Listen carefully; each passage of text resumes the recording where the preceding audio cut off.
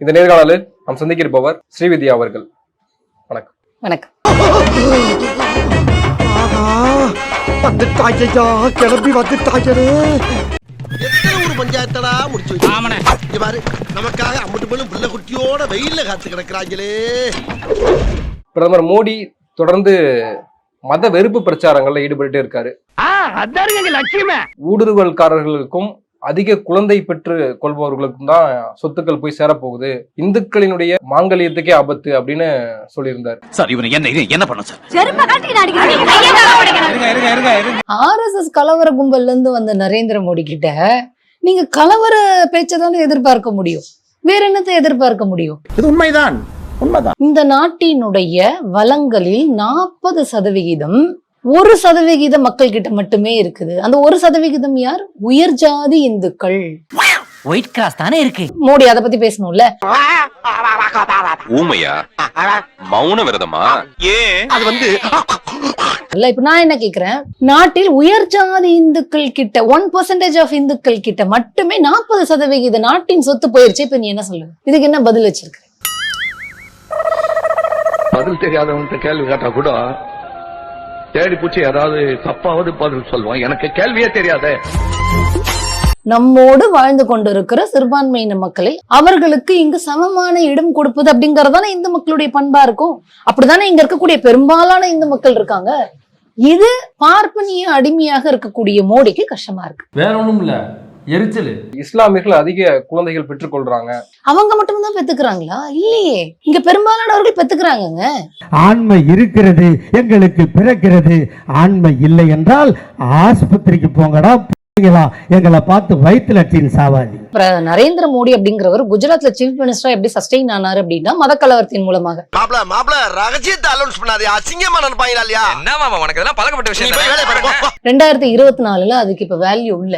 ஏன்னா தனக்கான வாழ்வாதாரமே இங்க சிதைந்து போயிடுச்சு அப்படிங்கறத வந்து இந்து மக்கள் உணர்ந்துட்டதுனால இனி மத கலவரம் விடுபெறுவதற்கான வாய்ப்பு இல்லை.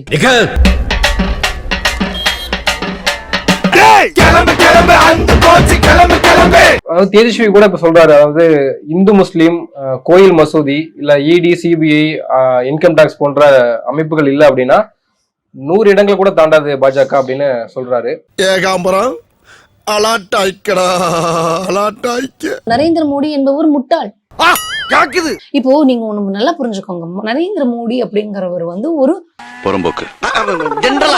அவருக்கு வந்து இந்த கலவரம் பண்றதை தவிர வேற எதுவுமே தெரியாது. இவருக்கு இதான் வேலை. நீங்க வேணா பாருங்க, இன்னைக்கு வந்து இஸ்லாமியர்களுக்கு எதிராக பேசியிருக்கிறார் இல்லையா? இன்னும் கொஞ்சம் தேர்தல் பிரச்சாரம் நடக்க மோடியை நீங்க நிறைய பேச விடுங்க. அவர் எங்க வந்து நிப்பாருன்னா, புல்புல் சாவர்கர் பெண்களை பாலியல் வன்புணர்வு செய்வதை அரசியல் ஆயுதமாக பயன்படுத்தி கொள்ளலாம்னு சொல்லியிருக்கான். அவனுக்கு என்ன மரியாதை? அந்த இடத்திற்கு மோடி நகர்வாரா இல்லையான்னு மட்டும் பாருங்க. கண்டிப்பாக பெண்களுக்கு எதிரான பேச்சை மோடி பேசுவார். செருப்பு பிஞ்சிரும். 2014 என்ன சொன்னாரு? என்ன சொன்ன? ஒரு குடும்பத்துக்கும் 15 லட்சம் ரூபாய் போடும். அது ஒரு ஃபேக் நியூஸ். ஏண்டா இந்த ஊரு இன்னமுமா நம்மள நம்பிக்கிட்டு இருக்கு? அது அவனுக்கு வீதி. அதையும் தாண்டி சொன்னான், தீவிரவாதி கிட்ட எல்லாம் இந்த பணம் இருக்குது, செல்லாதுன்னு அறிவிச்சா தீவிரவாதி எல்லாம் ஒழிஞ்சிருவான். சொன்னானே இல்லையா? என்கிட்டயும் சொன்னானுவலே. டேய் முட்டா பையல கடா பிறந்த நீ ஒண்ணு சொன்ன அதை செய்யணும்டா. ஐயோ ஒரு வருஷத்துக்கும் 2 கோடி இளைஞர்களுக்கு வேலை வாய்ப்பு உருவாக்கும். 10 வருஷம் ஆச்சு. 20 கோடி பேர் உருவாக்குனாங்களா? 10 லட்சம் பேர் வேலை தூக்குனது தான் மிச்சம். ஆனா மனசார சொல்றேன்டா, சத்தியமா நீ எல்லாம் உருப்பட மாட்ட. புல்டோசர் எல்லாம் விட்டு இடிச்சதெல்லாம் முஸ்லீம் வீடு யாரு? உத்தரப்பிரதேசத்தில் இவங்க ஆட்சி தானே. இவங்க செய்யறதெல்லாம் செஞ்சுட்டு இனிமேல் காங்கிரஸ் வந்தாக்கா வந்து நம்ம எல்லாம் ஜப்தி பண்ணி நம்மள இது பண்ணி விட்டுருவாங்களா? இவங்களுக்கு தோல்வி பயம் வந்துடுச்சு. கதை முடிஞ்சுது. ஒண்ணு இந்து முஸ்லீம் பாகிஸ்தான். ஏதோ நாங்க போய் அப்படியே பாகிஸ்தான்ல போய் அப்பப்போ போயிட்டு சைக்கிள் மெரிச்சின்னு போய் பாகிஸ்தான் போய் பார்த்து மாதிரி. வந்தேரிங்க யார்? நாங்களா? வேற யாரு? நான் தான். வந்தேரிங்கன்னு சொல்றது இவங்களுக்கு இருக்க பட்டம். இது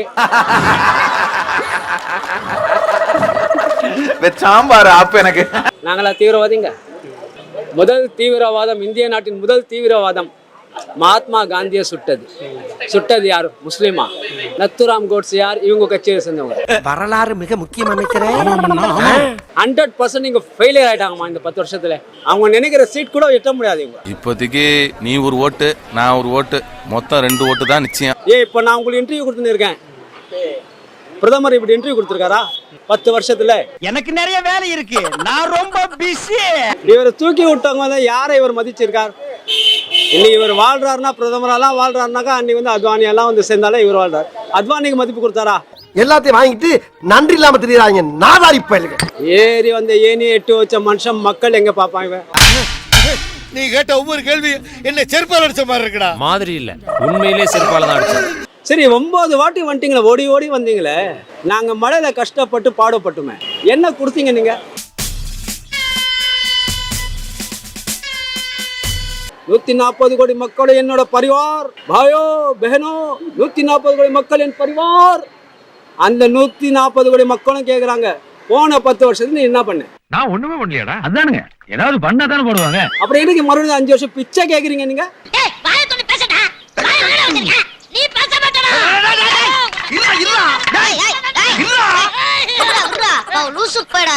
எங்களெல்லாம் பிச்சைக்காரன் ஆக்கிட்டீங்க ஒட்டுமொத்த நாட்டு மக்கள். எல்லா விஷயத்திலும் பின்தங்கி போயிடுச்சு. பங்களாதேஷ் விட கீழே இறங்கி போச்சு நம்ம நாடு. இதுக்கெல்லாம் யார் காரணம் தெரியுமா?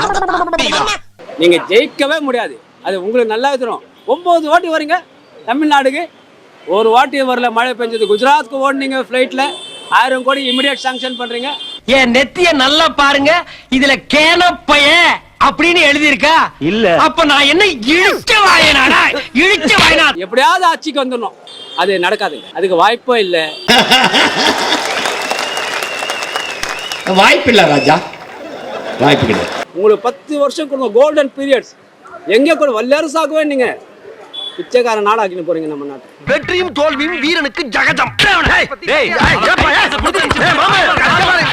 இதுல நீங்க வந்து குற்றம் சாட்டுறீங்க. காங்கிரஸ் வந்துச்சுனாக்கா அவங்க வந்து எல்லாரும் பிடிங்கிடுவாங்க, எல்லாம் பண்ணுவாங்க.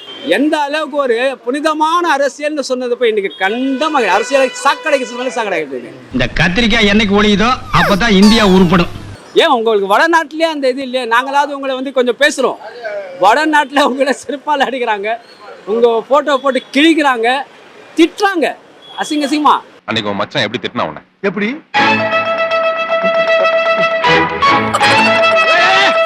அந்த அளவுக்கு மக்கள் நொந்து போயிருக்காங்க. உங்க ஆட்சியில வந்து மக்கள் நொந்து போயிருக்காங்க. யாருமே சந்தோஷமா இல்ல. குடும்பத்துல அவ்வளவு கொல்ல வெறியில இருக்கானுங்க நம்ம மேல. ஒரு நாள் பாப்பாங்க, 2 நாள் பாப்பாங்க, 3ஆம் நாள் வெஸ்த வச்சு கொண்டு விடுவாங்கடி. நீங்க வந்து தோல்வி பயத்துல தான் வந்து காங்கிரஸ் வந்துட்டாக்கா முஸ்லீம்கள் வந்து அதை பிடிங்கிட்டு இதை பிடிங்கிட்டு அவங்கள கதி ஆகிடுவோம் அதெல்லாம் சொல்றதுலாம் அதுவும் ஒரு பொய் தான். லேசா புழுந்தாவே கண்டுபிடிச்சிடறாங்கல்ல. அது சரி, அவங்கள நம்ம வாயை பார்த்து பார்த்து வருஷக்கணக்கா பழகிட்டாங்கல்ல, கண்டுபிடிக்கத்தானே செய்வாங்க. நான் எவ்வளவு நாசம் பண்ணுவோம், அவ்வளவு நாசம் பண்ணீங்க 10 வருஷம். மறுபடியும் நீங்க 5 வருஷம் கேட்கறது நியாயமே இல்லை.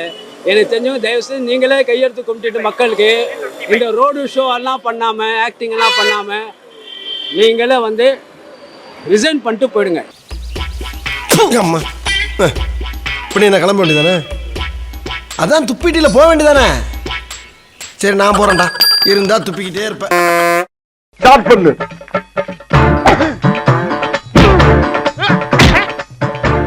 இங்கிட்டு வா. அப்படியா? படைக்கலடி மண்டையில மட்டும் அடிச்சிடாத, குலக்கேசல் உள்ள போயிருவேன். சரியா? உங்க வீட்டு பிள்ளையா நினைச்சு எல்லாரும் என்னை மன்னிச்சிருக்க.